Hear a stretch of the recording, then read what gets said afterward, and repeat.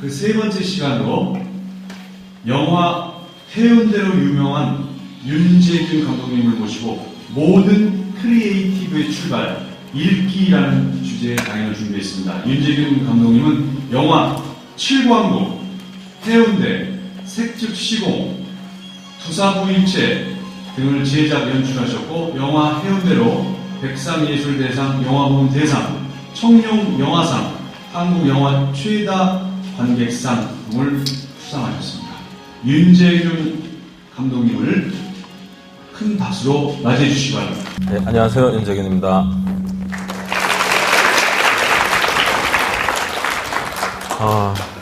여기 서울에서 오늘 여기 이제 오면서 여러분들한테 이제 어떤 말씀을 드려야 될까 되게 고민이 많았어요.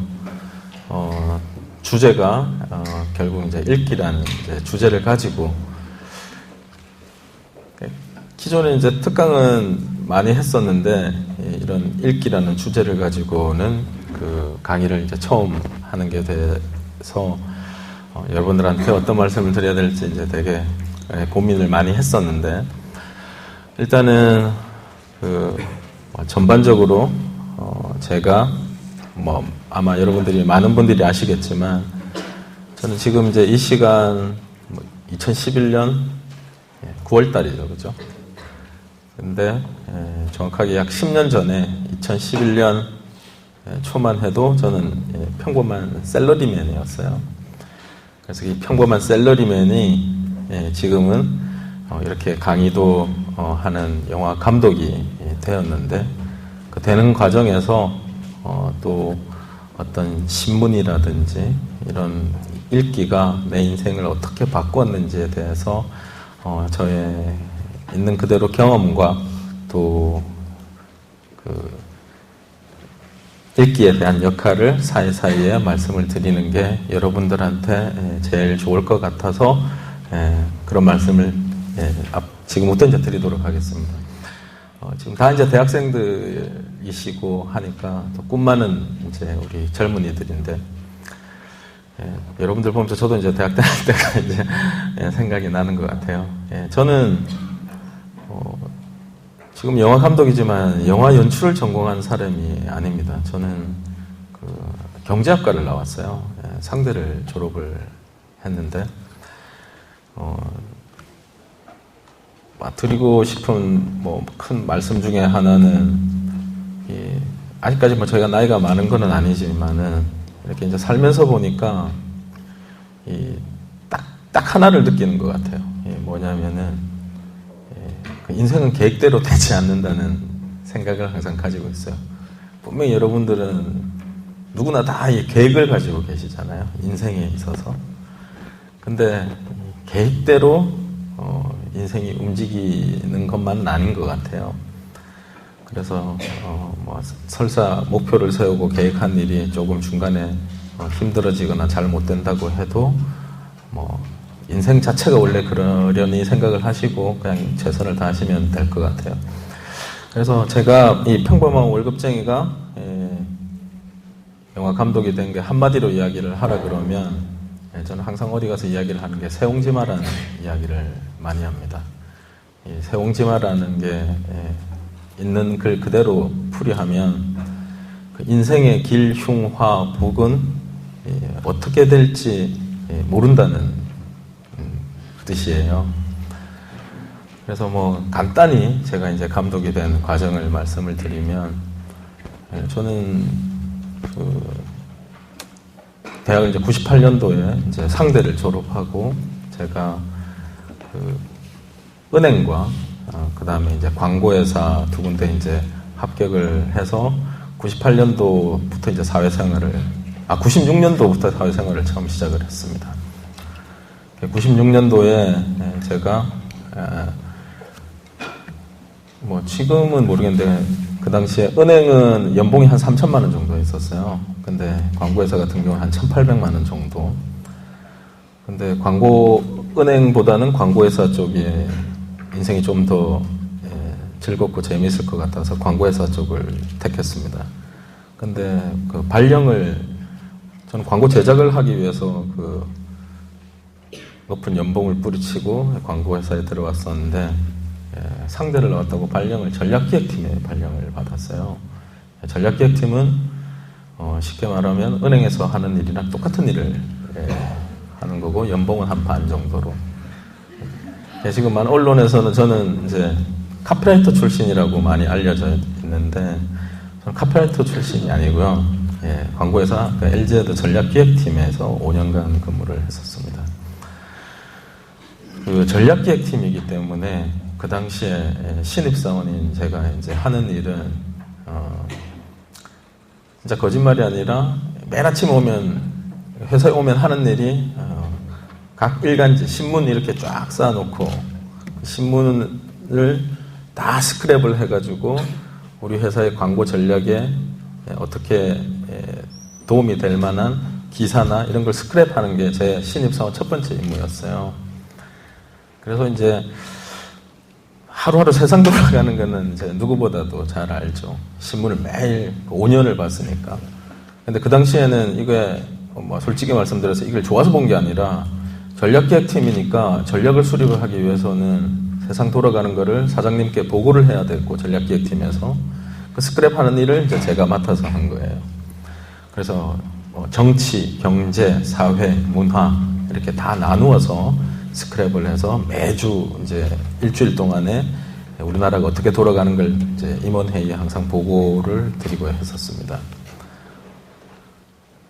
결론적으로 말씀드리면 그 당시에는 그 5년 동안 하는 게 정말 하는 일이 되게 힘들고 막 짜증났었는데 지금 생각해보면 제 영화 하는 데 있어서 그 5년 동안 신문 스크랩한 게 되게 도움이 많이 된 것 같아요.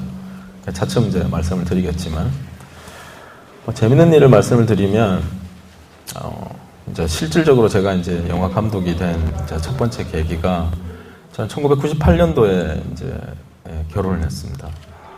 근데 저는 이제 대학교 1학년 때부터 CC였어요. 그래서 7년 동안 연애를 하고 그리고 이제 결혼을 했죠. 주변에 있는 모든 이제 내 친구나 내 주위에 있는 사람들은 다 나보고 바보라 그랬어요. 7년 동안 한 여자만 이렇게 쫓아다니고 사귀고 그런 거 보면 제가 좀 착하긴 착한 것 같아요. 그래서 98년도 4월 19일 날 결혼을 했는데 그때가 지금 생각해보면 제 인생에 있어서 경제적으로 가장 어려웠을 때인 것 같아요. 제가 대학교 2학년 때 이제 아버님이 돌아가셨는데 그 뒤로 이제 경제적으로 어려워서 전 대학교 다닐 때 다 이제 제가 아르바이트 해가지고 이제 등록금 생활비 이제 다 대고 했었고 98년 결혼할 때도 돈이 없어서 이제 그 어머니한테 이제 돈을 달라고 하니 결혼 자금을 달라고 하니까 이제 없다고 하시더라고요. 그래서 이제 와이프 모르게 이제 마이너스 1,500만 원 대출을 받아가지고 마이너스 통장을 만들어서 마이너스 1,500이죠. 그러니까 제 인생의 이제 결혼의 출발은 마이너스 1,500부터 저는 시작을 했어요. 근데 저 와이프한테 그냥 이 대출 받았다고 이야기하면 결혼을 이제 안 할 것 같아서 이제 어머니가 1,500만 원을 줬다고 해서 거짓말을 하고 이제 또 처갓집에서는 이제 3,500만 원 줘가지고 그러니까 총 5,000만 원이죠. 5,000만 원 가지고 이제 전세를 하려고 하니까 또 서울 시내에 전세 구하기도 힘들어서 지금 군포라는 데가 있습니다. 경기도에. 거기에 이제 그 8,500만 원짜리 그 다세대 23평짜리 다세대 주택이 나와서 거기에서 이제 그 분양을 하는 거예요. 그래서 이제 집을 담보로 3,500만 원을 대출을 받아서 5,000만 원이 있으니까 그걸 사서 결혼 생활을 처음 시작을 했습니다. 근데 여러분들이 98년도에 좀 아마 여러분들 대부분 잘 모르실 거예요. 우리나라를 한번 휩쓸었던 이 경제적인 쓰나미가 한번 있었습니다. IMF라는 그 일이 있었는데,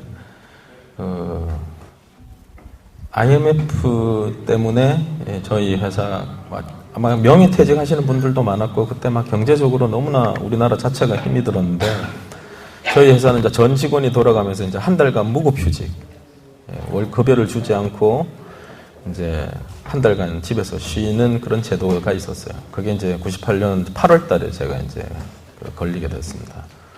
근데 4월 달에 결혼하고 8월 달에 한 달간 무급휴직을 하게 됐는데, 그 당시에는 그 대출 이자가 거의 20%까지 올라갔었던 적이 있었어요. 지금은 한 5, 6%, 뭐 7% 이 정도인데. 그러니까 생각을 해보면, 집 담보 대출로 해놓은 그게 한 3,500이니까 그게 한 달 이자가 한 70만 원 정도 나오고 20%니까 또 이제 와이프가 모르는 또 1,500만 원 있는 그 이자 30만 원 합해서 한 달 이자가 한 100만 원 정도가 이제 이자로 나가게 되는 거예요. 근데 그 당시에도 신입사원이었으니까 급여 받아서 세금 다 빼고 나면 실제 수중에 떨어지는 거는 한 100만 원 조금 넘는 수준이었어요. 보너스 없는 달에는. 그러니까 이제 저는 월급이 없으면 살 수가 없는데 98년도 8월 달에 한 달간 무급휴직이 되고, 무급휴직 했을 때 대부분의 이제 직장인들은 한 달간 무급휴직하는 게 평생 다시 못 오는 기회이기 때문에 해외여행을 간다든지 주위에는 다 그렇게 갔었는데, 저는 뭐 와이프는 돈이 없어서 그냥 집에 있을 수밖에 없었어요. 근데 딱 7월 말에 이제 월급을 받아서 이제 뭐 대출이자 100만 원 내고 제가 한 달간 집에 있게 됐는데, 8월 달 들어서자마자 한 2, 3일 지나니까 은행 통장에 잔고가 다 떨어져 버렸어요. 그래서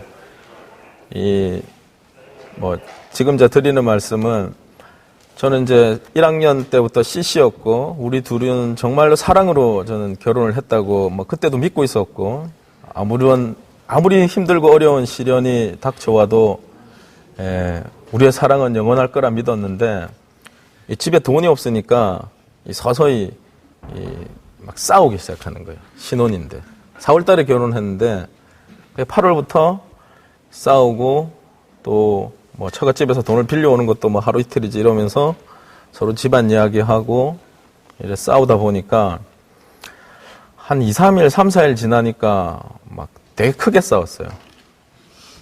그래서 이제 그때 처음으로 막 이제 헤어지자는 이야기도 나오고. 근데 저는 이제 그 헤어질 수는 저는 없었어요. 왜냐하면 저는 이 장남의, 장손의, 외아들의 홀어머니를 모시고 있었기 때문에. 물론 어머니는 부산에 같이 살지는 않고 이제 부산에 계셨습니다. 근데 이제 장남의 장손이 있고 또 경상도 집안에 또 가부장적인 막 보수적인 그 집안에서 장손이 이혼한다 그러면 이제 집안이 난리가 나고 우리 어머니가 또 힘들어지고 이래서 나는 이혼을 못 하겠다. 근데 이제 와이프는 뭐 이제 서로 더 안 좋은 걸 보기 전에 끝내는 게 낫지 않느냐. 근데 어째 7년을 사귀고 이 사랑으로 결혼을 했는데 그럴 수가 있느냐. 더 안 좋은 걸 보기 전에 그러니까 좋게 끝나자는 거 아니냐. 뭐 이래가지고 이제 싸우고 이렇게 하다가, 근데 결국은 저는 뭐 헤어질 수는 없는 거고, 그러려면은 안 싸우면 되잖아요. 안 싸우려면 안 보면 되잖아요. 안 보려면은 방법은 쉽잖아요. 와이프 아침에 일어나기 전에 그냥 제가 나갔다가 와이프 자고 난 다음에 들어오면 서로 마주칠 일이 없으니까. 근데 아침에 나갔다가 밤에 들어오려면은 진짜 뭐 버스비나 차비라도 있어야 되고, 그 다음에 뭐 담배 한 갑 사고 밥 한 끼라도 먹으려 그러면 돈 10,000원이 있어야 되는데, 거짓말이 아니라 98년도 8월 때는 그 돈 10,000원이 저한테는 없었어요. 그래서 그 당시에는 이 나라는 인간이 너무나 좀 한심하게 느껴지고, 그렇게 해서 이 방법을 찾아낸 게 이제 그냥 작은 방에 들어가 있는 거였어요. 골방에 들어가 있고 와이프는 이제 안방 쓰고, 그래서 이제 와이프 일어나기 전에 이제 작은 방에 들어가서 이제 와이프 자고 나면은 이제 나와가지고 이제 혼자서 밥 먹고 막 되게 서글펐어요. 근데 그 골방에 있는 데서 뭘 할까 생각을 갖다가 하다가 세상에 돈 없이 할 수 있는 게 딱 하나가 있더라고요. 그게 이제 글 쓰는 거였어요.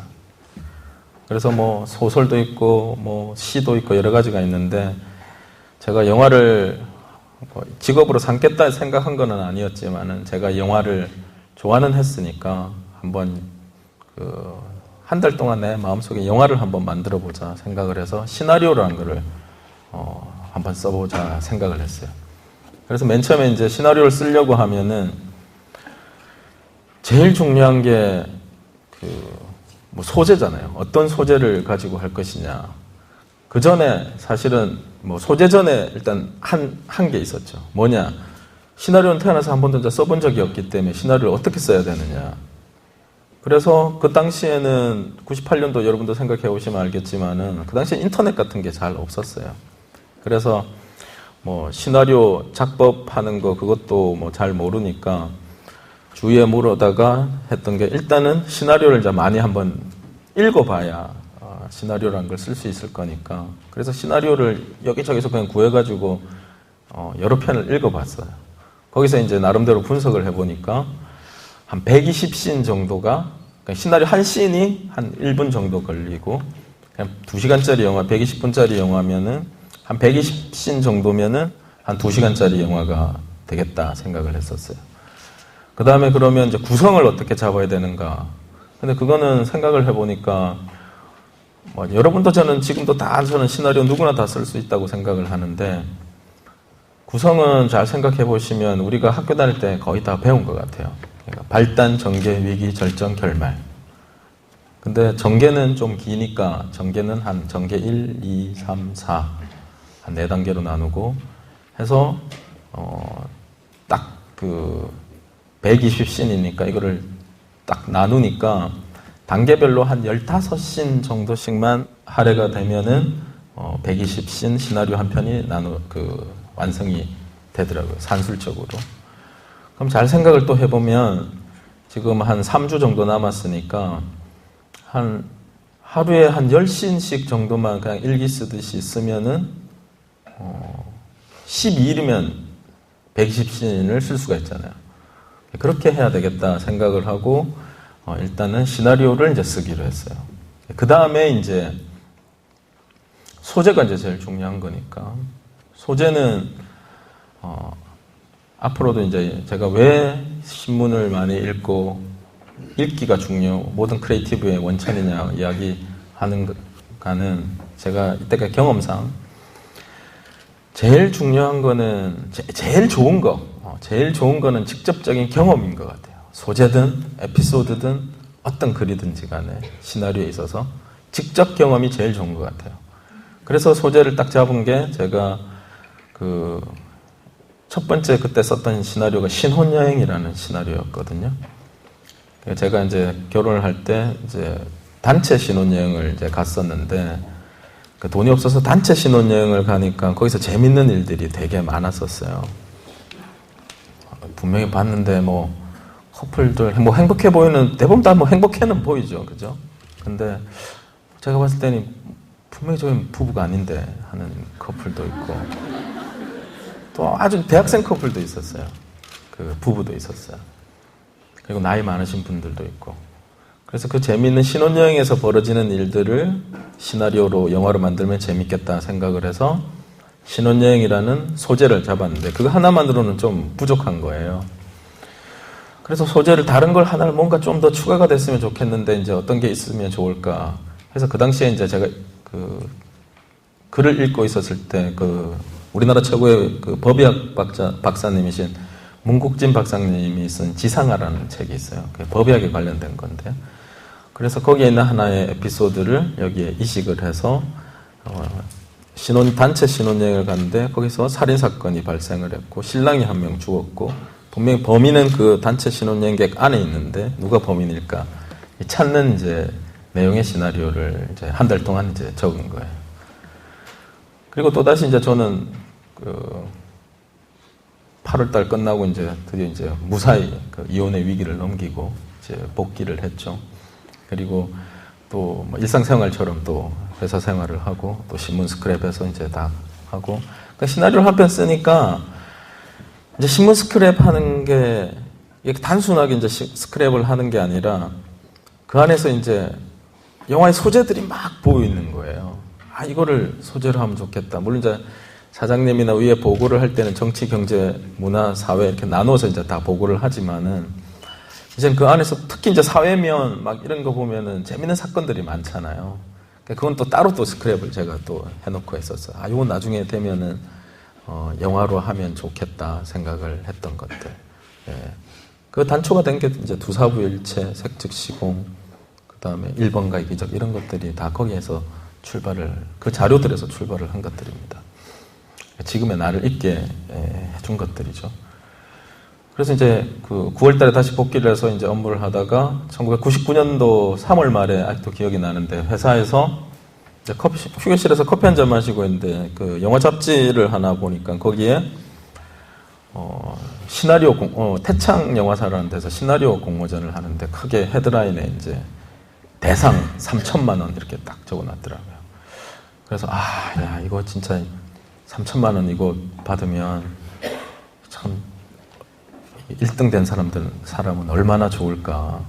이 3천만 원만 있으면 진짜 와이프 모르는 1,500만 원 대출금 갚고 좀 훨씬 더 삶이 나아질 것 같은데 생각을 하다가 보니까 작년 8월 달에 적어놓은 시나리오, 신혼여행이라는 시나리오가 생각이 나는 거예요.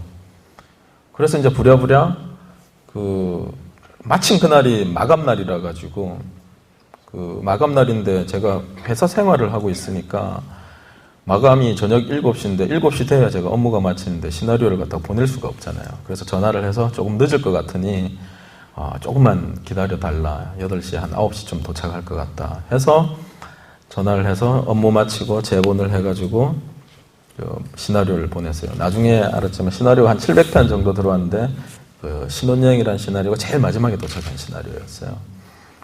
그러고 있다가 이제 한 달 뒤에 이제 99년도 4월 30일 날 이제 일하고 있는데 이제 전화를 받았어요.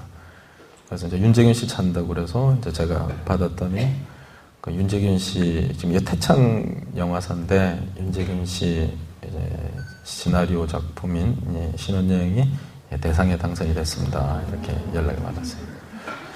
저는 지금 생각해봐도 전 삼수에서 대학을 들어갔는데 지금 생각해보면 삼수에서 합격했을 때보다 그때가 더 기뻤던 것 같아요. 그러니까 이게 드디어 이제 내가 쓴 시나리오가 이제 영화화가 되구나.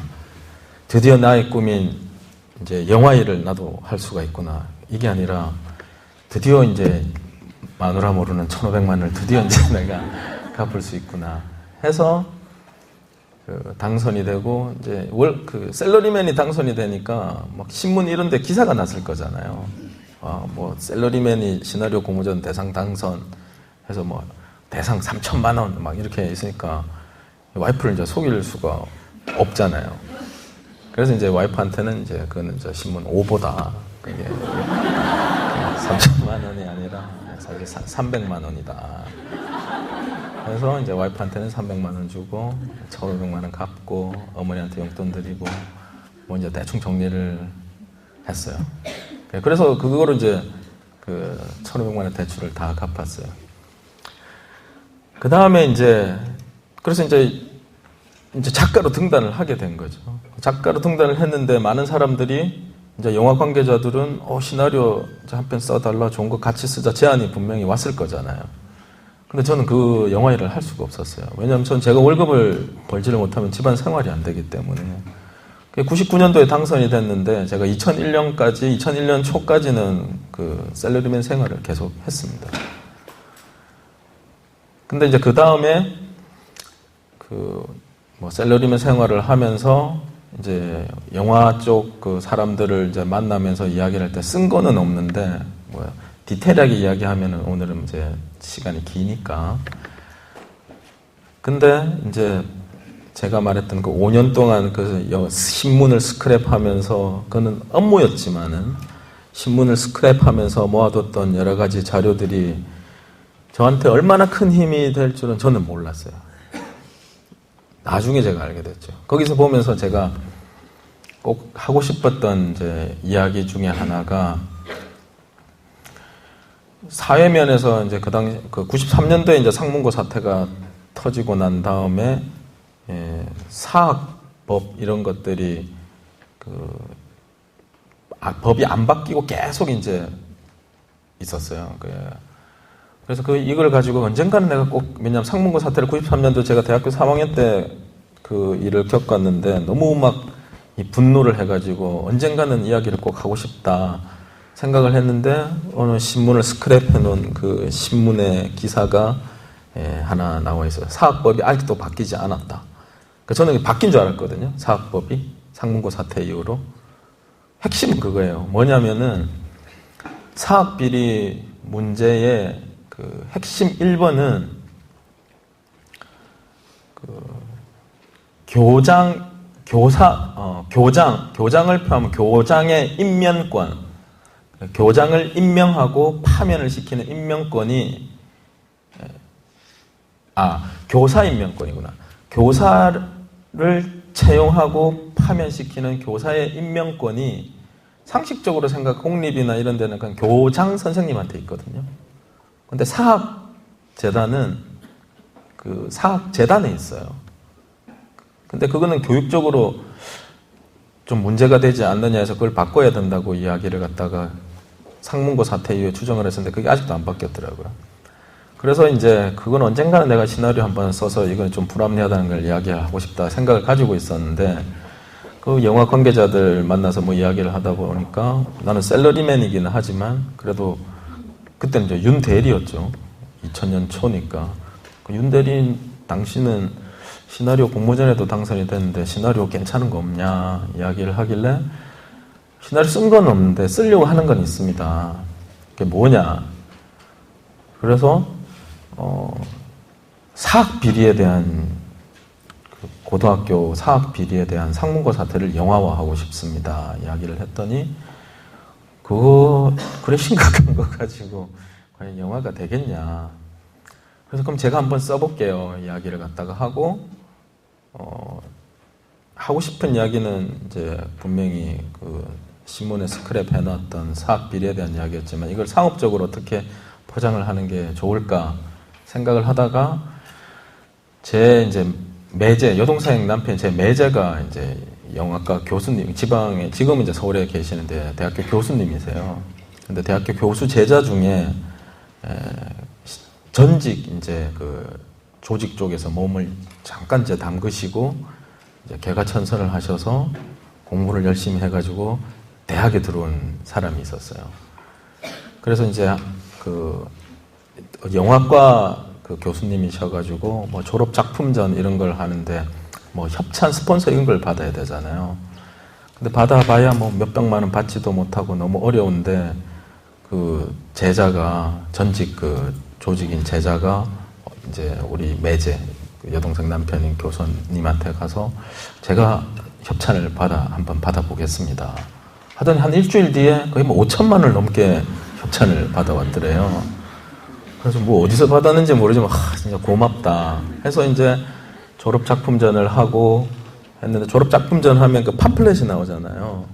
근데 팜플렛 맨 마지막에 이제 뒤에 보면 이 협찬을 한 데가 이제 쭉 나오잖아요. 조그맣게 이렇게 해가지고. 그 뭐 이제 어디 룸사롱, 뭐 어디 나이트 이 협찬을 쫙 이래가지고 가지고 와서 우리 매제가 위에서 되게 야단을 많이 맞았나 봐요.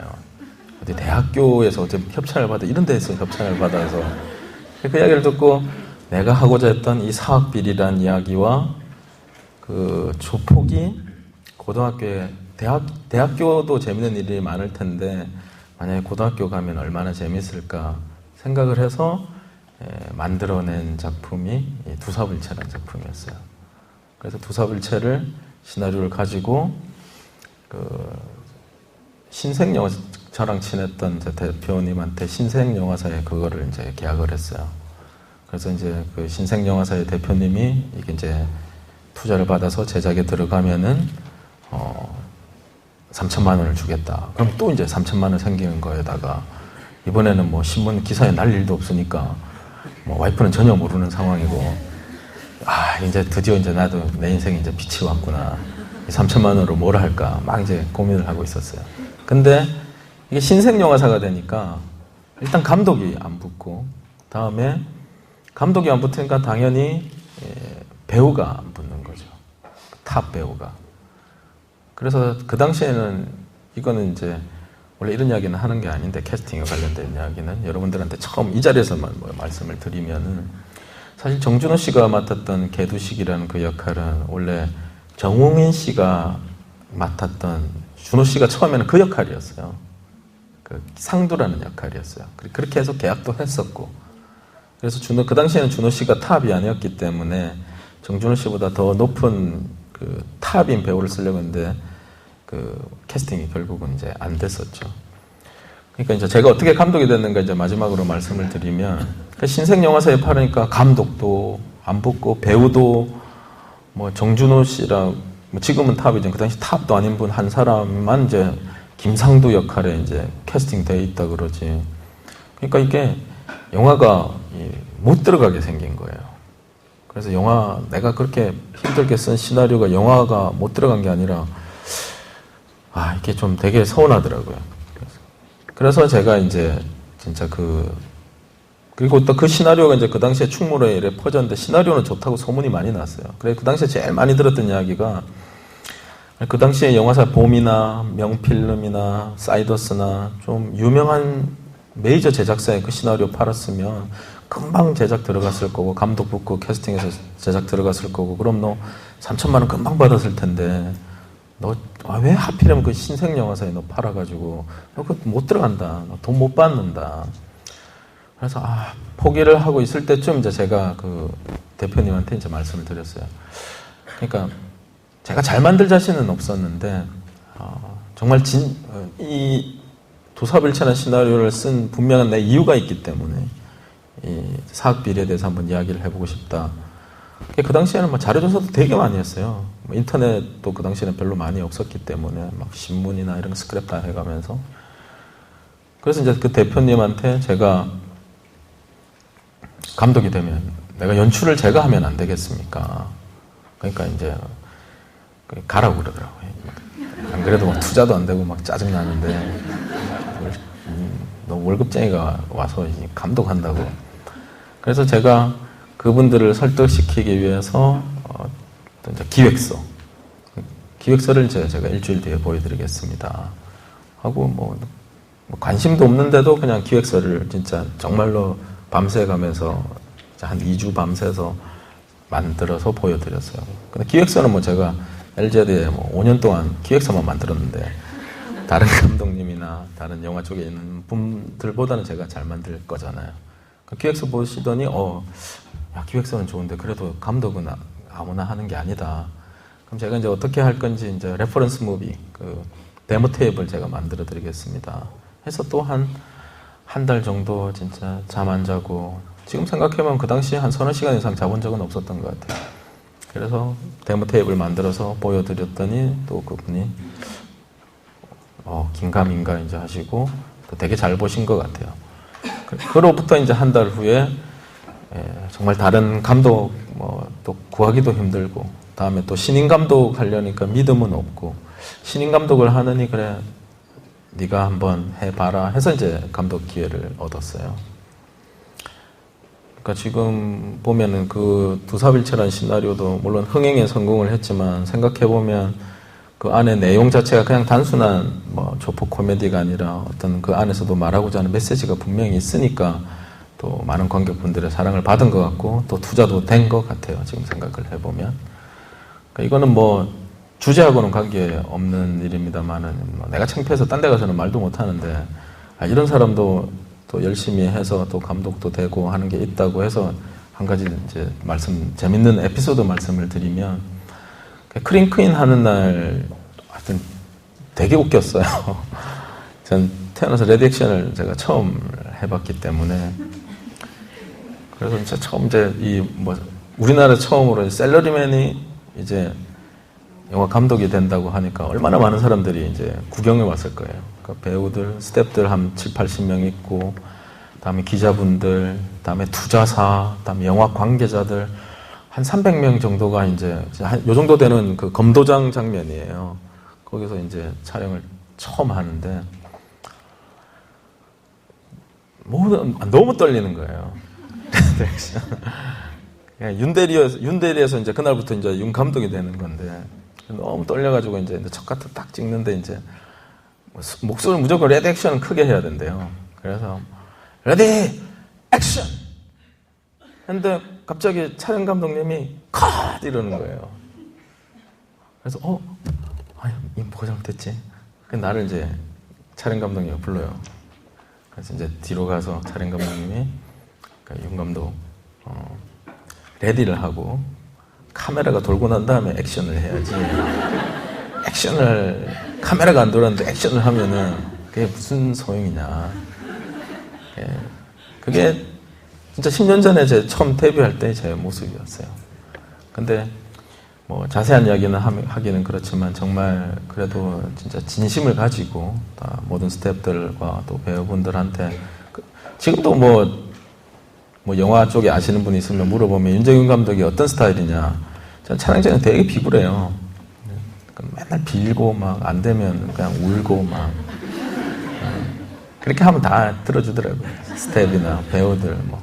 저는 안 싸워요. 저는 아무리 성격이 뭐 까칠한 이런 배우들이라고 하더라도 저하고 작업해서 큰 소리 나고 안 좋았던 게 단 한 번도 없었어요.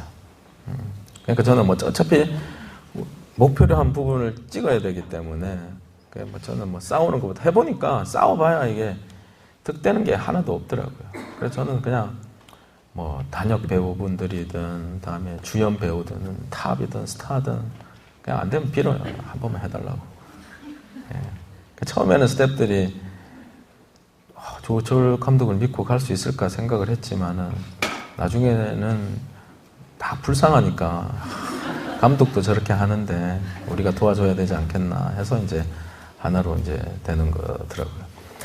그래서 이제 제작을 이제 지금 나름대로 짧은 시간에 사실 뭐 아시는 분은 아실 거고 모르시는 분은 모르시겠지만 제가 제작을 뭐 감독은 제가 두사부 색즉시공 낭만자객 그다음에 1번가의 기적 해운대 이렇게 5편을 제가 연출을 했고 제작을 또 제가 되게 많이 했어요.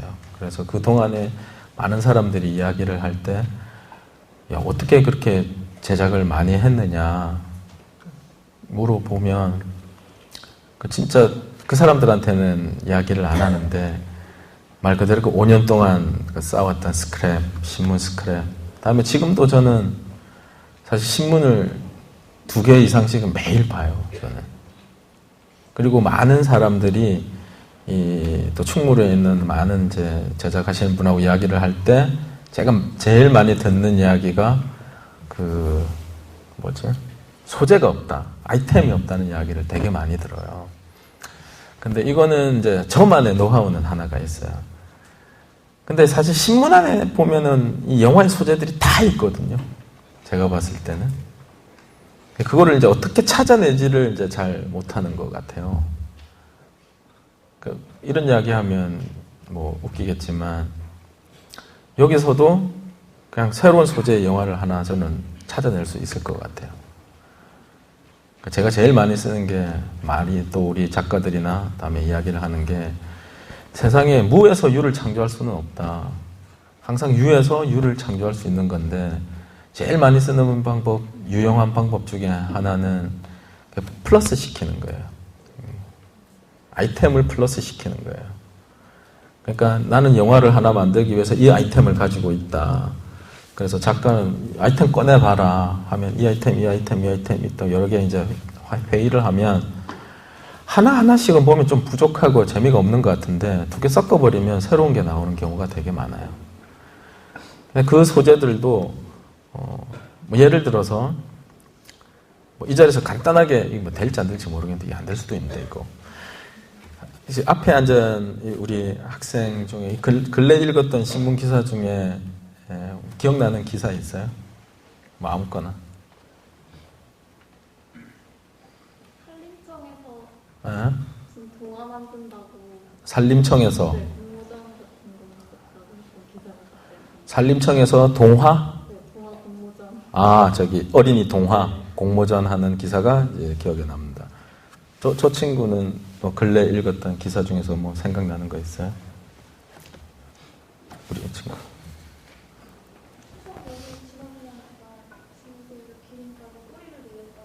뭐가? 기름값? 기름값이 떨어졌다고? 조선. 이걸 어떻게 하지?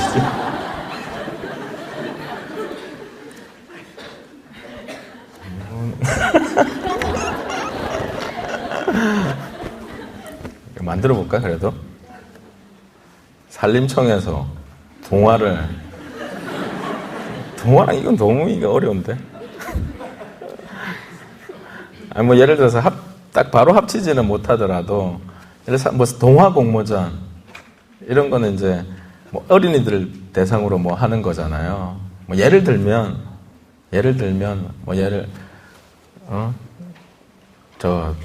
교도소 교화 프로그램으로 죄수들을 모아놓고, 이제 동화, 경연대회를 열어서 1등 하면은 뭐, 포상을 해주겠다거나, 뭐, 이런 걸 갖다가 한다고 하면, 그 죄수들이 동화를 만들면 그런 것들도 뭐 재밌겠다는 생각이, 지금 언뜻 드는 생각은 이제 그런 거고, 기르면 답이 안 나온다. 그러니까 저는 이제 많이 쓰는 게 신문 같은 게 정치, 경제, 사회, 문화 여러 개가 있잖아요. 지금은 이제 스크랩을 하는 게 아니라 계속 하면서 저는 이제 핸드폰에다가 이제 저장을 해요. 좋은 아이템이 있으면 기사 같은 거 읽다가. 그리고 신문도 보면은 아이템을 할 게 되게 많아요. 뭐냐면 그냥 정치, 경제, 사회, 문화만 있는 게 아니에요. 그 어떤 신문에 보면은 뭐 비즈니스 유머란도 있고 뭐 잡다한 게 되게 많아요. 그런 데서 이 에피소드 같은 거 하나, 얼마 전에 무슨 신문인가 읽었는데, 그 나중에 이제 제가 제작을 하거나 제가 각본을 쓴 시나리오로 영화가 되면 그 중에 한 번 나올 거예요. 이런 거는 이제 재밌겠다 하는 거는 또 저장을 항상 해놓거든요. 얼마 전에 읽었던 것 중에 핸드폰에 저장을 해놨던 거는 그 6살짜리 그 손녀가 할아버지한테 할아버지 기억이 뭐예요?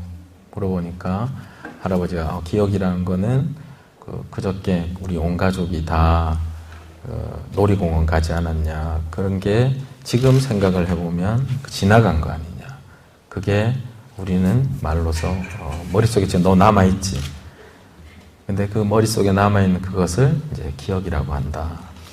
그러니까 그 손녀가 이제 질문하기를, 그럼 니은은 뭐예요? 이것도 신문에서 읽었던 거예요. 그래서 이제 나름대로 이제 영화의 소재를 저는 이제 사실 신문에서 진짜 많이 찾아요. 물론 인터넷에서 찾을 수도 있는데, 인터넷하고 신문하고 가장 큰 차이를 제가 이때까지 경험으로 보면은, 인터넷은 그냥 인터넷에 나오는 신문 기사들은 전부 다 정보의 전달인 경우가 많은 것 같아요. 근데 신문을 잘 보면 신문사마다 나오는 그 신문마다 그 주장하는 논조들이 있어요. 보면은 그냥 단순한 기사가 아니라 그 논조들을 보면 되게 똑같은 사건을 놓고 이 신문사랑 다음에 다른 신문사가 논조가 틀려요, 완전히. 근데 그 사람들의 말을 들어보면 정말 재미가 있어요. 똑같은 이제 사건인데. 그래서 아까 제가 말씀드렸던 영화를 만드는 데 있어서 에피소드, 뭐 쉽게 이야기하면은 사실 색즉시공 같은 경우는 거기에 막 되게 야한 에피소드들도 많이 나오는데, 거기는 저나 제 주위에 있는 친구들 경험담이 거의 한 70% 이상이에요. 제 주위에는 이제 상태가 안 좋은 애들도 되게 많기 때문에, 이 중고등학교 때 보면 뭐 별의별 그런 말들이 있잖아요. 이 남자들이끼리만 하는 이야기를 여자가 하루 종일 듣는다 그러면 그 여자는 영원히 남자를 사귈 일이 없고, 여자들이 모여서 하루 종일 하는 이야기를 남자가 옆에서 듣는다면 여자에 대한 신비감이 다 떨어질 거라는 이야기가 있잖아요. 그렇듯이 이 경험을 가지고 시나리오나 영화의 소재나 아이템을 찾는 게 제일 좋아요. 그게 1번. 2번은 뭐냐면은 그게 이제 간접 경험인 것 같아요. 그러니까 자기가 직접 체득한 게 직접 경험이라 하면 2번은 간접 경험 같은데, 사실 뭐 신문이다 잡지다 뭘 저는 뭐 가리지 않고 저는 다 보거든요. 근데 그 안에서 아까 말씀드렸던 것처럼 이런 뭐 동화 그 공모전 속이는 뭐 안 되는 거고, 다른 뭐든지 하여튼 찾아서 보면 영화 소재를 할 수 있는 게 되게 많아요. 그리고 거짓말이 아니라 정치, 경제, 사회, 문화 한 오늘에 관심 있는 거를 하루에 신문 하나를 가지고 스크랩을 쫙 해서 한 달만 스크랩을 해보면, 그러니까 신문을 쭉 읽다가 그 안에 특별한 것만 스크랩을 쫙 해보면 한 달 뒤에는 그 안에서 정말 많은 영화의 소재가, 그러니까 하나만 가지고 해서는 안 된다 그랬잖아요. 섞으면은. 사실 신문 기사 가지고도 많이 섞는데 저는 영화 가지고도 많이 섞어요. 영화는 신문보다는 좀 쉬워요. 그럼 또 해볼까요? 마지막으로. 근래 봤던 영화 중에 제일 재밌었던 거. 헤어드레스는 제가 못 봤다. 딴 거. 아니, 근래 말고 그럼 이때까지 영화 속에서 제일 재밌었던 영화. 예? 주온? 준호. 아, 준호는 봤어요. 준호. 그 어린 애가 미혼모 되는 이야기. 그 다음에 저 똑같이. 바람. 바람은 못 봤다. 성격이 좀. 다른 영화. 많은 사람들이 좀 알만한 영화가 낫지. 준호도 그러면서 많은 사람들이 잘 모르겠다, 그죠? 많은 사람들이 알만한 영화 중에서 제일 괜찮은.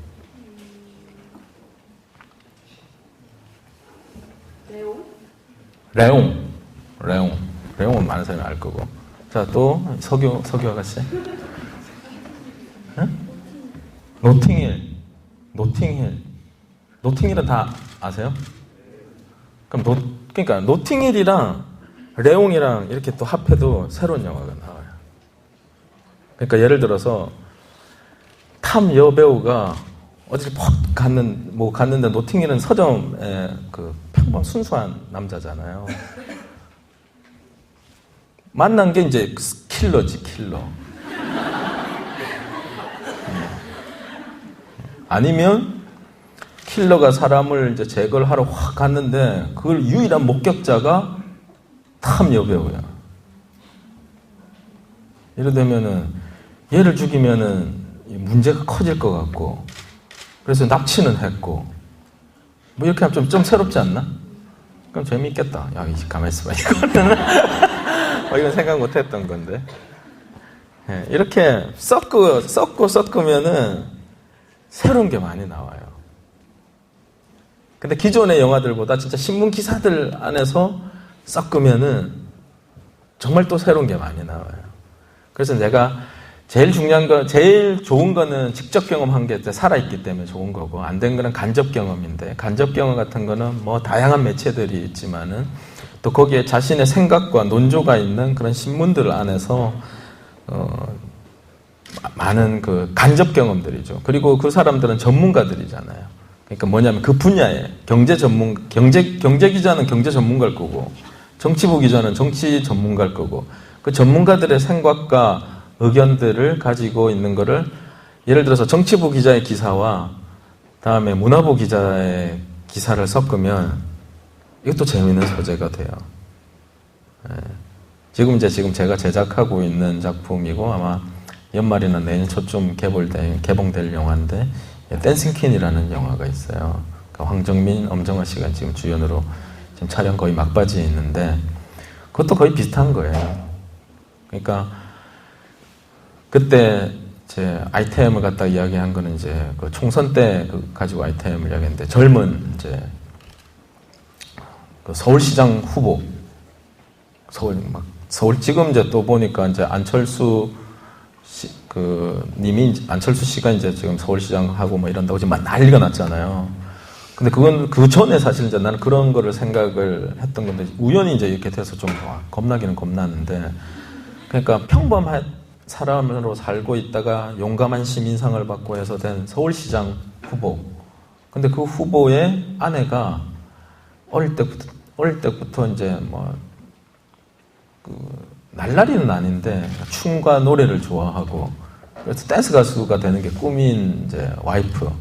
그래서 우연히 그 성인돌 제안을 받아가지고 댄스 가수로 이제 데뷔를 하게 되고, 근데 또 우연히 이 남편은 서울시장 후보의 경선에 나가게 되고, 그러니까 서로 모르게. 예, 그 이야기예요, 댄싱 퀸은. 그래서 되게 이제 재미도 있고 감동적인 영화인데, 정치와 다음에 문화의 그런 이야기 두 개가 또 결합된 영화고, 그러니까 신문은 장르별로 다 그 장르가 아니라 그 정치, 경제, 문화 이게 다 나눠져 있는데, 이게 크로스오버가 되면은 새로운 소재를 많이 개발을 할 수가 있어요. 그래서 지금도 이 많은 그 영화 작가들이나 이 사람들한테 제가 이야기를 하는 거는 소재가 없다고 이야기를 많이 하는데 그렇게 하지 말고 이 신문을 한번 읽어봐라. 그게 우리 아이템의 보고다. 읽으면 답이 나오는데 그냥 읽기만 읽으면은 그 안에서는 잘 안 보여요. 근데 아까 제가 말씀드렸던 것처럼 크로스오버를 시키면 정말 새로운 것들이 많이 나와요. 그거를 이제 짧은 시간이지만 이제 한번 여러분들께서 한번 해보시면 분명히 영화와 관계 있는 또 작가라든지 기획이라든지 이런 데 도움이 많이 될 거라고 이제 믿고, 제가 만들었던 영화의 많은 부분이 어떤 신문의 어떤 크로스오버 되는 그 방식을 통해서 많은 아이템들을 얻었고 실제 작업이 그렇게 이루어졌기 때문에 여러분들도 어떤 새로운 창작을 아무것도 없는 백지 상태에서 힘들게 하는 것보다는 진짜 어떤 많은 신문에 나와 있는 스크랩이나 그런 것들을 서로의 크로스오버를 통해서 새로운 아이디어를 한다고 하면은 아마 충분히 또 기존의 방식 말고 또 새로운 방식으로 또 아이디어를 창조해낼 수 있는 새로운 또 하나의 방식이 아닐까. 그래서 그 방식을 오늘 이제 소개시켜드리면서 오늘 강의는 이것으로 마치도록 하겠습니다. 감사합니다.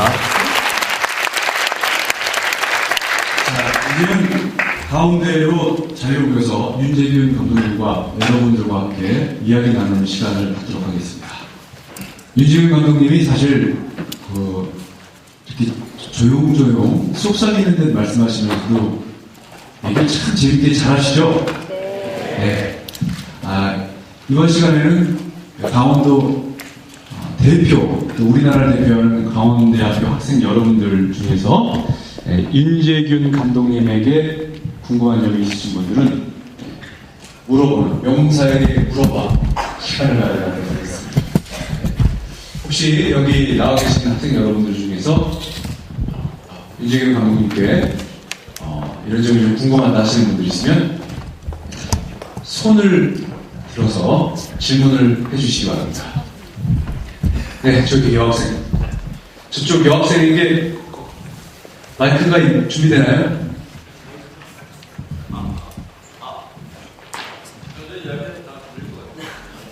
네.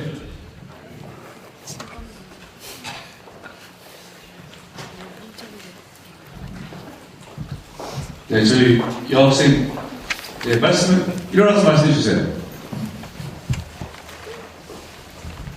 전 강원대학교 영문학과 10학번 최다은입니다.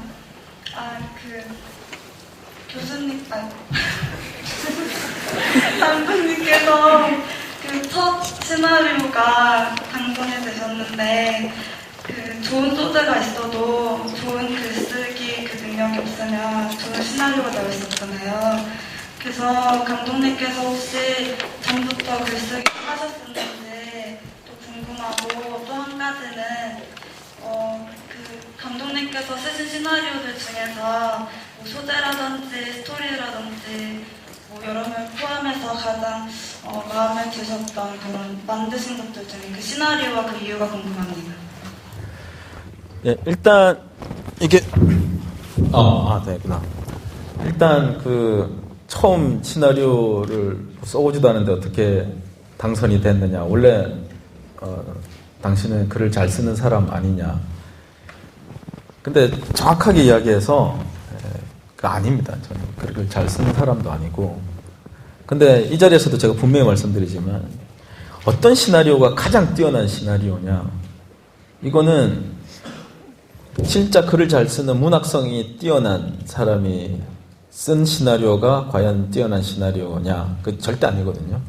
가장 좋은 시나리오는 가장 리얼한 시나리오예요. 그리고 읽었을 때 가장 쉽게 이해되는 게 진짜 좋은 시나리오예요. 그 말은 무슨 말이냐면 일상생활 우리가 하는 대사 이야기를 가장 그냥 있는 그대로 대사를 쓰는 게 가장 뛰어난 시나리오예요. 그래서 시나리오에는 문학성이 들어가면 들어갈수록 저는 시나리오의 저는 완성도는 떨어진다고 생각을 하거든요. 그래서 제가 아까 말씀드렸잖아요. 자, 시나리오 쓰면서 제가 어떻게 썼느냐. 신혼여행은 제일 힘든 게 일단 소재 찾기인데 소재 찾았죠. 그러니까 구성은 진짜 1분 안에 제가 다 말씀드렸잖아요. 자, 발단, 전개, 위기, 절정, 결말. 그 다음에 전개는 1, 2, 3, 4로 나누고 각 단계별로 씬 15개씩. 자, 그 다음에 중요한 게 캐릭터잖아요. 캐릭터. 자, 인물 구성을 어떻게 할 것인가. 소재를 찾았고 이제는 딱 구성은 잡았어요. 그러니까 인물은 제일 좋은 거는 주위에 있는 친구들, 친인척들, 자기가 잘 아는 사람을 주인공으로 세우면 돼요. 그게 제일 쉬워요. 근데 그보다 더 쉬운 방법이 있어요. 나만의 캐스팅을 하세요. 나만의 캐스팅. 그래서 뭐 송강호 선배님이든 설경구 선배님이든 뭐 누구든지 캐스팅하고 여배우 뭐 전도연, 하지원 그냥 있는 그대로 실제 하고 싶은 배우를 캐스팅을 해서 그 배우 이름을 그대로 놓고 그냥 시나리오를 쓰시면 돼요. 그 다음엔 어떻게? 공모전 낼 때 그 찾아 바꾸기 있잖아.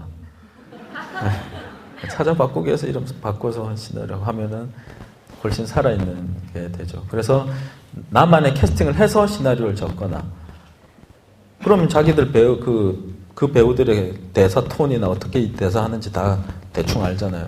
그 다음에 자기 친구들 이름 그렇게 하면 이 친구의 특성을 누구보다도 잘 아니까 이 친구가 주인공일 때 이 친구가 주인공일 때 완전히 다르거든요. 시나리오가 대사도 달라질 거고 그렇게 하면 캐릭터 다 캐스팅 다 됐지.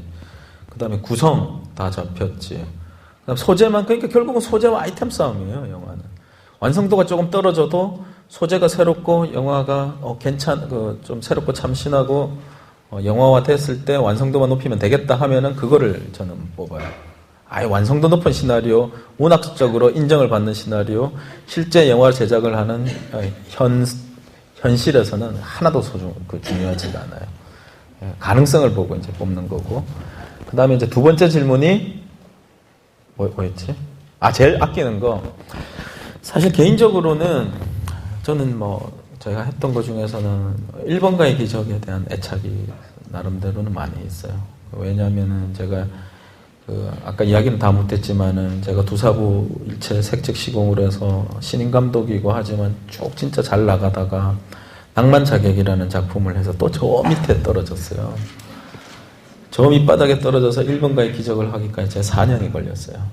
그래서 아까 여러분들한테 해주고 싶은 이야기가 많이 있었다고. 인생은 계획대로 되지 않는다. 인생에 오르막이 있으면 내리막이 있고 내리막이 있으면 오르막이 있다고 이야기 제가 했던 것처럼 제 밑바닥에 있었을 때 다시 한번 초심으로 돌아가서 적었던 시나리오가 1번가의 기적이었어요.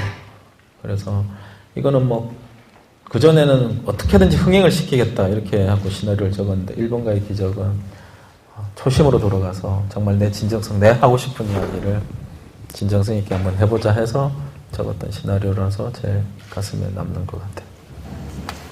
네. 네. 잘 들었습니다.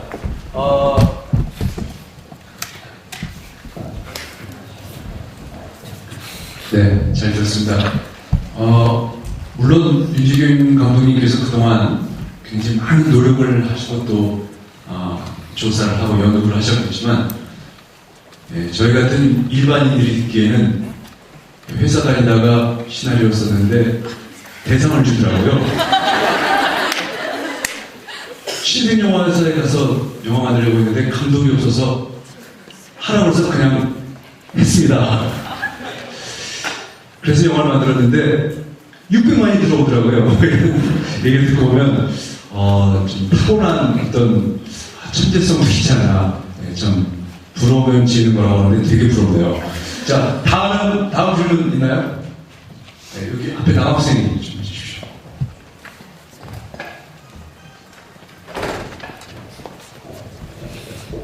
안녕하세요. 한림대학교 디지털 콘텐츠 공인과 박승민입니다.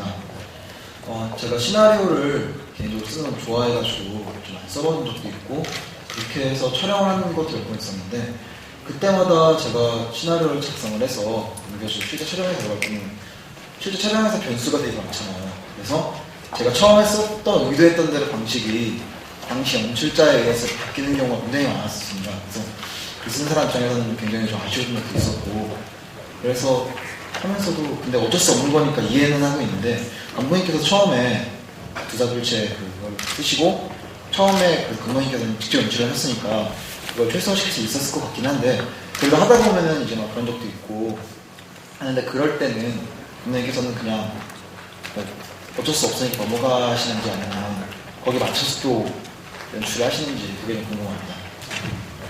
그 시나리오 아마 시나리오에 관심이 많으신 분들이 관심 있는 분들이 많으실 거니까 그러니까 좋은 시나리오 그걸 하나 먼저 말씀을 드릴게요.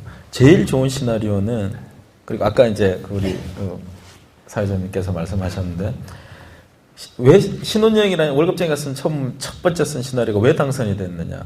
신혼여행이라는 시나리오가 절대 완성도가 있어서 당선이 된 거는 전 아니라고 생각해요. 지금 생각을 해보면 말 그대로 신혼여행단에서 살인사건이 일어났고 그중 안에 범인인데 신혼여행이라 하면은 재밌는 것도 많고 또 야하기도 야할 거고 또 살인사건이 일어났는데 그 살인사건을 했던 그 이유 자체가 정말 지독한 사랑 때문에 한 거거든요. 그러니까 저는 그 아이템, 그 소재 이런 것들이 가능성이 많고 실제 영화화를 할 수 있겠다. 그게 큰 점수를 받은 것 같아요. 그러니까 지금 제가 처음 썼던 시나리오를 읽어보면은 되게 창피해요.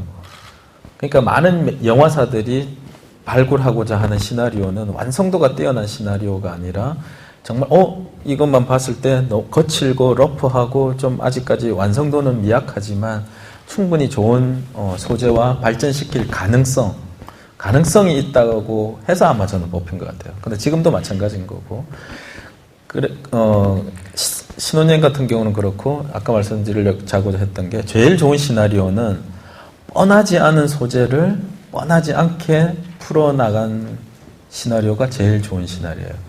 그러니까 똑같은 장면이라도 어디서 많이 봤고 뻔하게 예를 들어서 사랑하는 연인끼리 사랑한다고 이야기를 할 때 어떤 사람은 100명 보고 쓰라고 그러면 90명은 사랑해라고 이야기를 할 거예요.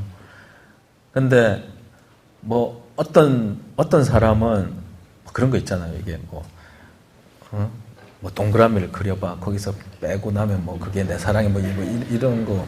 하여튼 남들이 하는 것처럼 똑같이 쓰는 거는 그러니까 그거는 안 좋은 시나리오예요. 그러니까 뻔하지 않은 소재를 뻔하지 않게 쓰는 게 가장 좋은 시나리오. 다음 두 번째. 뻔한 소재를 뻔하지 않게 적은 게 좋은 시나리오겠어요? 아니면 뻔하지 않은 소재를 뻔하게 적은 시나리오가 좋은 시나리오겠어요? 자, 1번. 뻔한 소재를 뻔하지 않게 푸는 게 1번. 뻔하지 않은 소재를, 그러니까 새로운 소재를 뻔하게 푼 게 2번. 자, 1번이 더 좋다. 자, 2번이 더 좋다. 네, 대세에 따르세요. 1번이. 뻔한 소재라도 뻔하지 않게 푸는 게 좋은 시나리오예요. 아무리 새로 좋은 소재라도 뻔하게 적으면 안 좋은 시나리오죠. 그러니까 똑같은 사랑 이야기를 하더라도 뻔하지 않게 풀면은 그것도 영화화 가능성이 있어요. 그거를 이제 말씀드리고 제일 안 좋은 거는 뻔한 소재를 뻔하게 풀면 그거는 영화가 되기 이제 어려운 거고. 그래서 그게 이제 시나리오에 대해서 말씀드린 거고 아까 이제 마지막으로 질문을 하신 게 사실 감독이 되고자 했던 열망 중에 가장 큰 게 저는 아마 1번이 말씀하신 그거였던 것 같아요.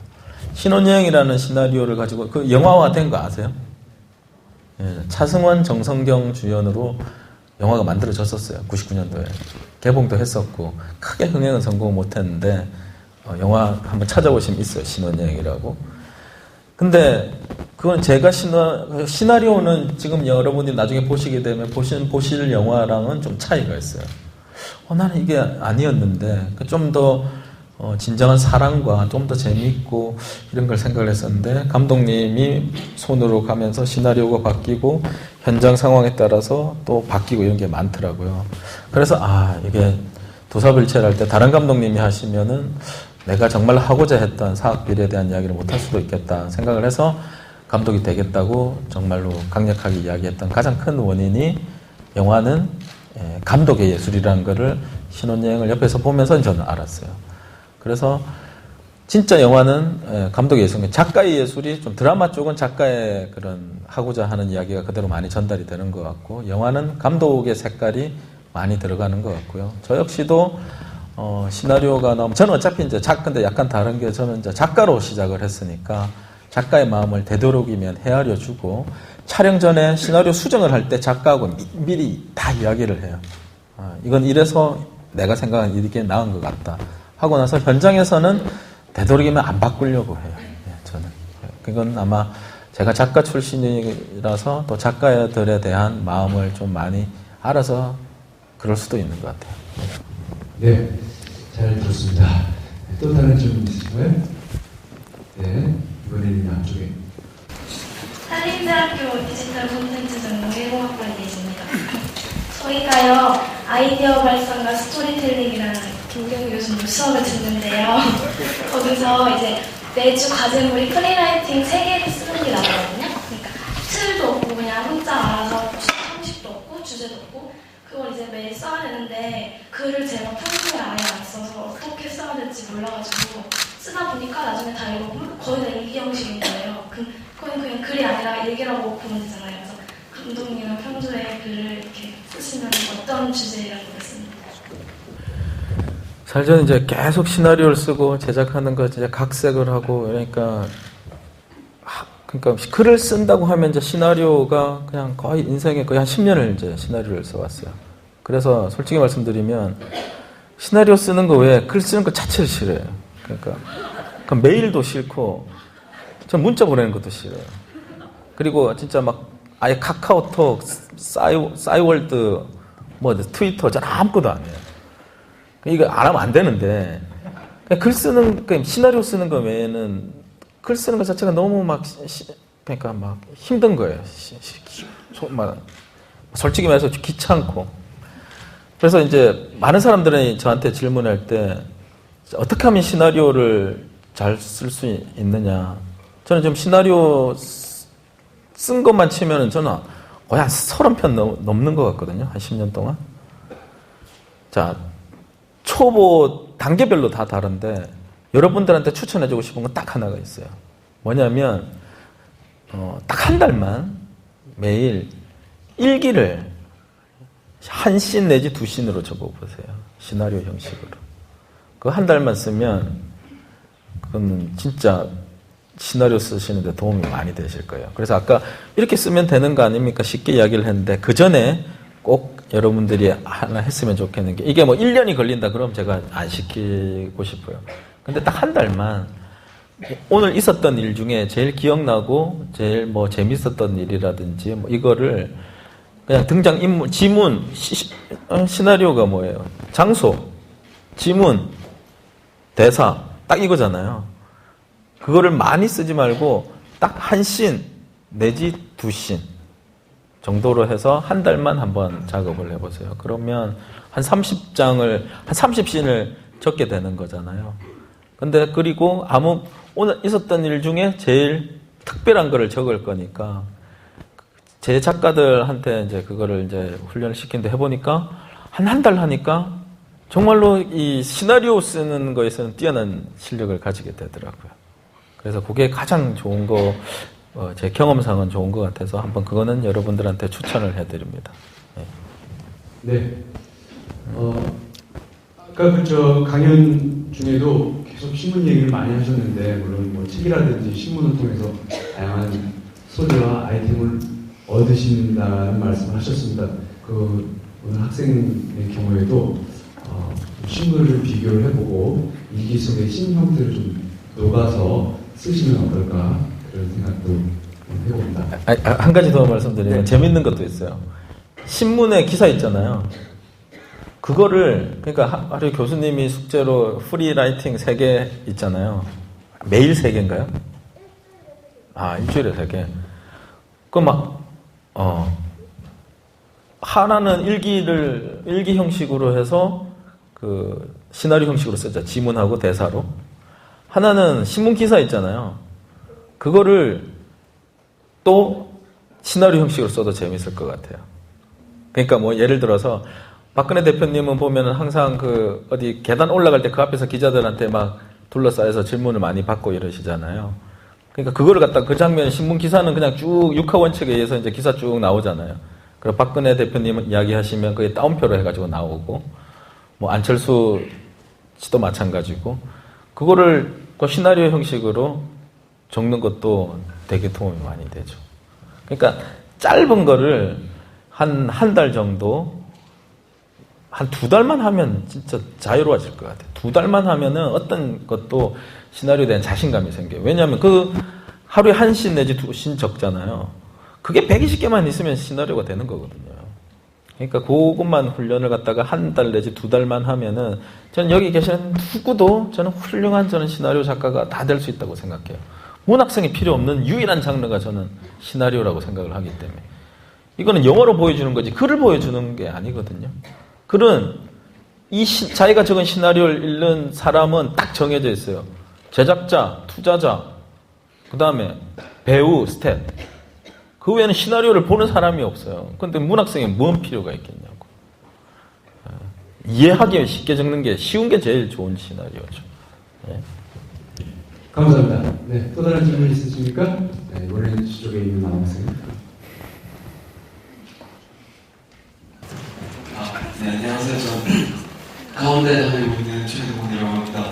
아까 말씀하셨던 것 중에 그 신문, 그 회사, 광고회사에서 신문을 스크랩을 5년 동안 했던 게 그 소재를 찾고 시나리오를 쓰는 데 도움이 되셨다고 했는데 솔직히 그 5년, 단지 5년 동안만 그렇게 했다고 해서 다른 사람들이 공감할 수 있고, 쉽게 공감할 수 있고, 흥행할 수 있는 그런 시나리오는 잘 나오기 힘들다고 저는 생각을 하거든요. 학창 시절에 감독님께서 그런 독서 습관이나 그런 글을 읽는 그런 습관이 있었다면 그런 게 아마 바탕이 됐을 거라고 생각을 하는데 어떤 그런 경험이 있었는지 좀 알려주세요. 학창 시절은 그러니까 뭐 습관이나 이런 거 치면 그러니까 신문은 계속 읽었던 것 같아요. 뉴스 TV를 통해서 뉴스를 계속 보고 신문은 계속 받아보면서 읽었던 것 같아요. 그러니까 사회 돌아가면 신문을 읽어야 사회 돌아가는 거를 알 수가 있으니까.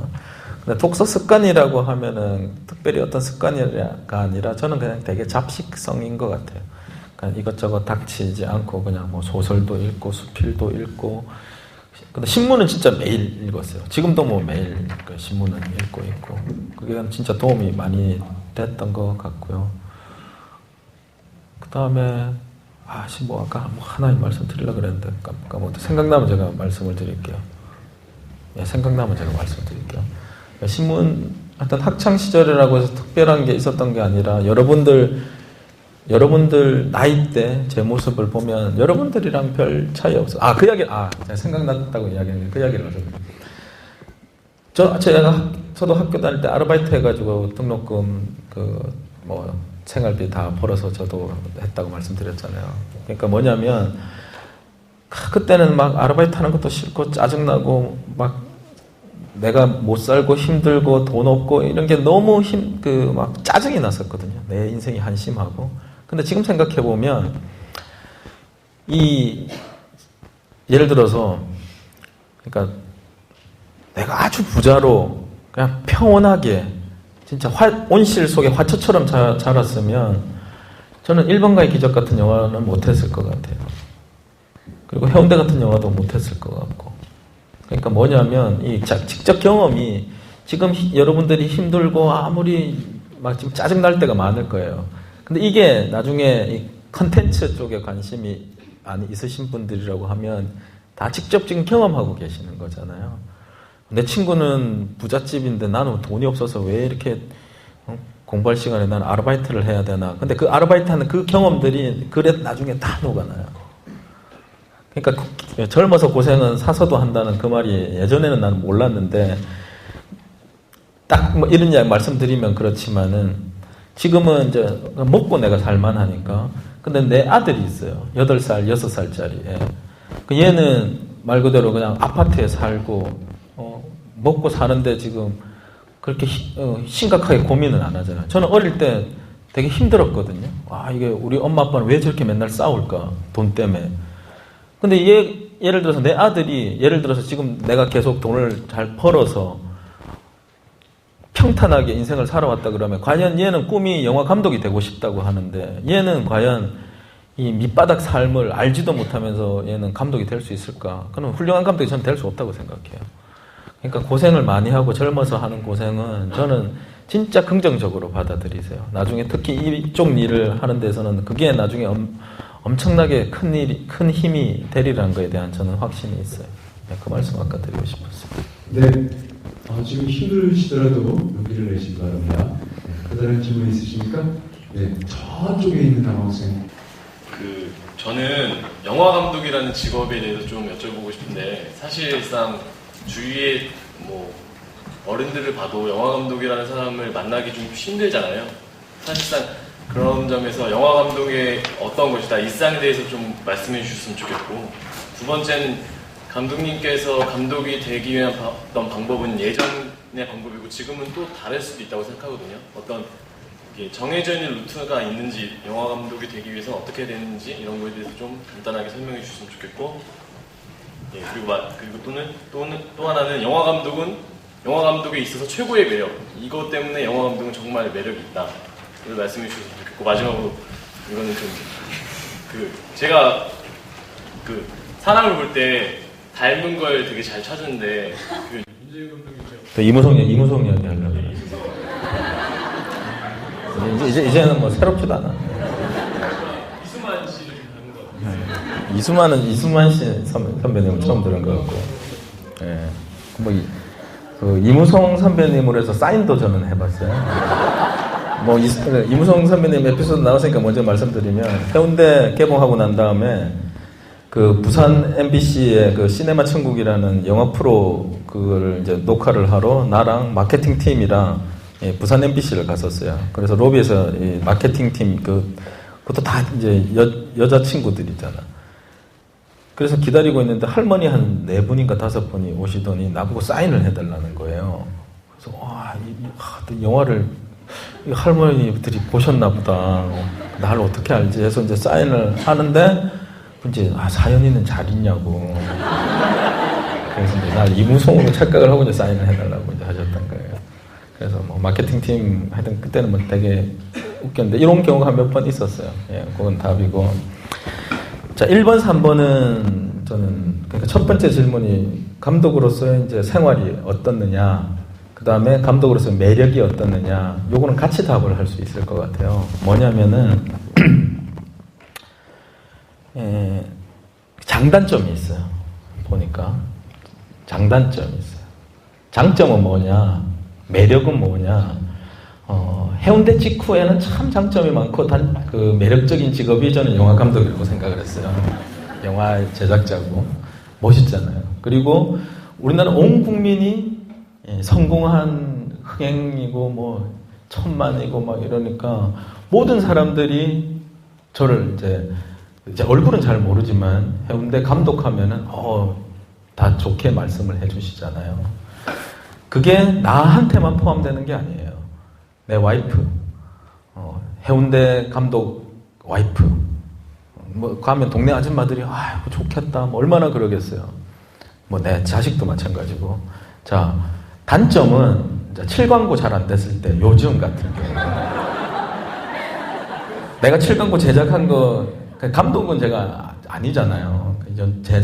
제작을 했는데, 그래도 7광고 하면은, 물론 김지훈 감독님도 있지만은, 하여튼 윤재균 해운대 천만 감독이 제작하고 이러니까, 많은 사람들이 이제 윤재균이 감독을 또 한 줄 알고, 또, 많은 사람들이 윤재균이 7광고 하면 윤재균 이래 대놓으니까, 요즘 같은 경우는 이제 동네 사람들이 만날 때마다 나는 괜찮아.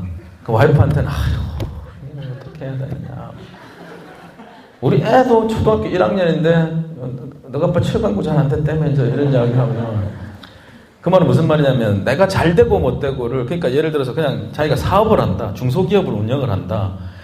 특히 이제 추석 같은 경우, 이번 추석이 대표적인 케이스죠. 그러니까 사업을 운영을 하면 내가 사업이 좀 힘들거나 잘 되거나, 일반 사람은 잘 모르잖아요. 그러면 잘 지내십니까? 예, 그냥 잘 지내고 있습니다 하고 넘어가는데, 내가 잘 됐는지 못 됐는지, 돈을 벌었는지 안 벌었는지 전 국민이 다 아는 거예요. 그게 이제 제일 그러니까 이제 말씀 잘 될 때는 흥행이 되고 잘 될 때는 잘 나갈 때는 정말 좋겠죠. 모든 사람들이 다 부러워하니까. 근데 잘 못됐을 때는 모든 사람들이 다 불쌍하게 생각을 하니까 그런 게 좀 단점인 것 같아요. 근데 직업적으로는 정말은 매력이 있는 것 같아요. 왜냐?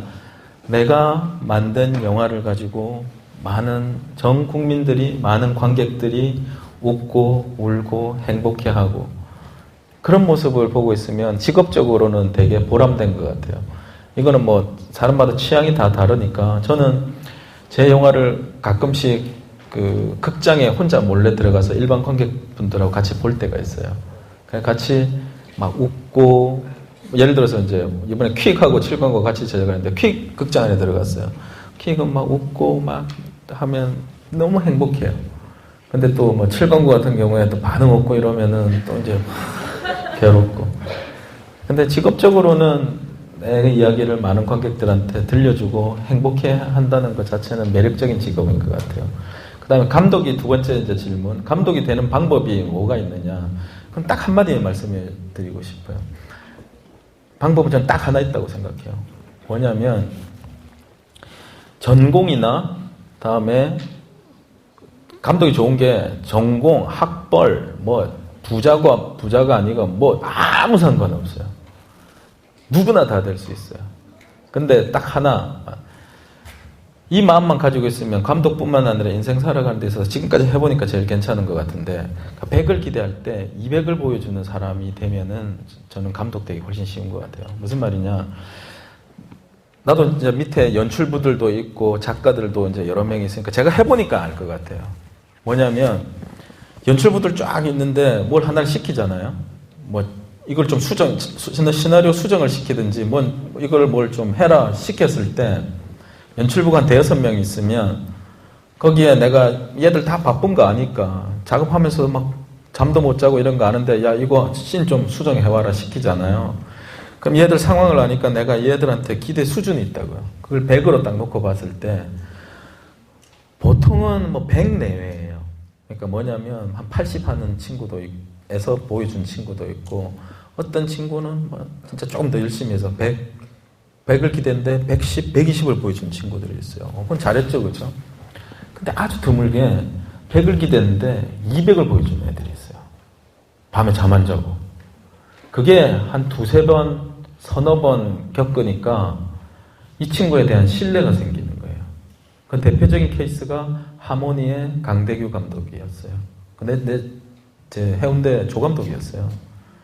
정말 성실하고 착하고 힘들고 이런데 뭘 시키면 꼭 내가 생각을 할 때 이거는 못 해올 텐데 한 200을 보여줬어요. 항상. 그런 친구는 파격적으로 감독을 입봉을 시키죠.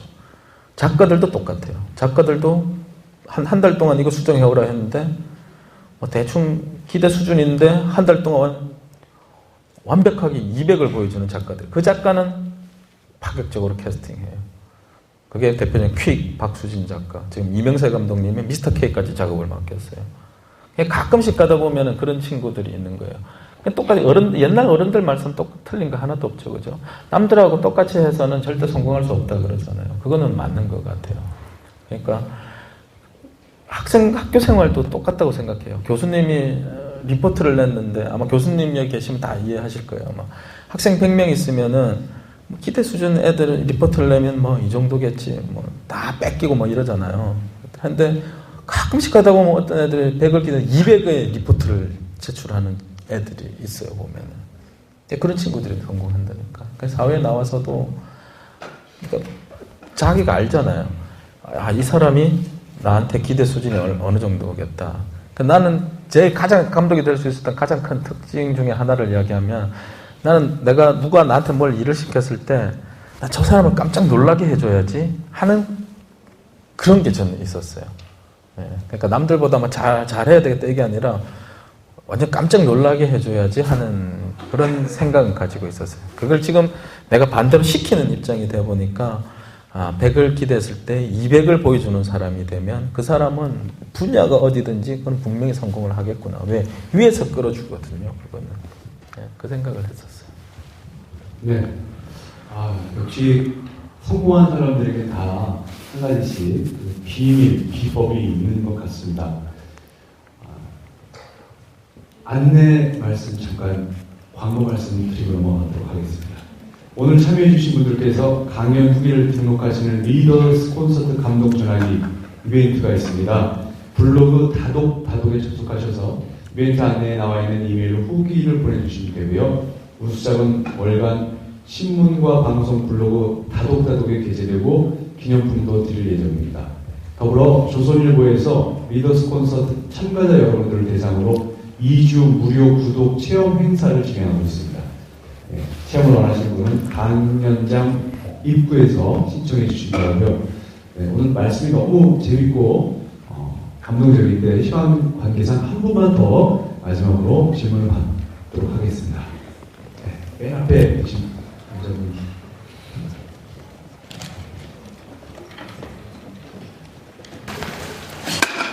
강원대학교 98학번 애학과 이승훈이라고 합니다. 교수님 강연 잘 듣는데 저는 이제 감독의 길보다는 배우의 길을 꿈꾸고 있어서 그런데 대부분의 많은 배우들도 독서를 많이 하는지 궁금하고 독서가 이제 배우를 하는 데 있어서 그렇게 큰 영향을 미치는지도 좀 알고 싶습니다. 배우분들도 책 많이 읽으시죠, 보면은. 그런 게 있는 것 같아요. 뭐냐면은 이 배우분이 상대를 하는 사람이 그러니까 작품을 하게 되면 주로 감독이잖아요. 근데 감독하고 말 그대로 수준 차이가 너무 나버리면은 서로 이야기가 감독은 이야기하는데 배우분은 또 다르게 받아들이는 경우가 있어요. 그리고 대부분의 많은 감독들이 책을 읽고 그러니까 소위 말하는 뭐 모든 걸 다 떠나서 그냥 좀 현명하고 똑똑한 친구들을 좋아해요. 그냥 막 이런 이야기 하면 그렇지만 속된 말로 좀 멍청하면 싫어해요. 말귀 못 알아듣고 이러면은 싫잖아요. 근데 배우분들도 정말 자기를 연말을 저는 해야 된다고 생각을 해요. 왜냐하면 배우분들한테도 제가 아까 말씀드렸죠. 제일 좋은 거는 직접 경험. 다 해보는 게 제일 좋죠. 뭐 힘든 일부터. 두 번째는 간접 경험. 간접 경험이라고 하면은 남들이 경험한 걸 읽는 거죠. 그죠? 거기다가 전문가들이 경험하고 전문가들의 생각. 그런 것들은 이제 신문들인 거고. 네, 그렇게 해서 많이 읽어요. 경구형도 되게 많이 읽는 것 같고, 지원 씨도 마찬가지고. 뭐 읽는 사람이 있고 안 읽는 사람이 있는 것 같아요. 근데 잘된 사람들 보면은 책을 대체적으로 많이 읽는 것 같아요, 보면. 네. 이것으로 오늘 윤재균 감독님과 함께한 나와 세상을 바꾸는 즐거운 리더스 콘서트를 마치도록 하겠습니다. 정말 좋은 말씀 들려주신 윤재균 감독님께 큰 박수를 부탁드립니다. 네, 감사합니다.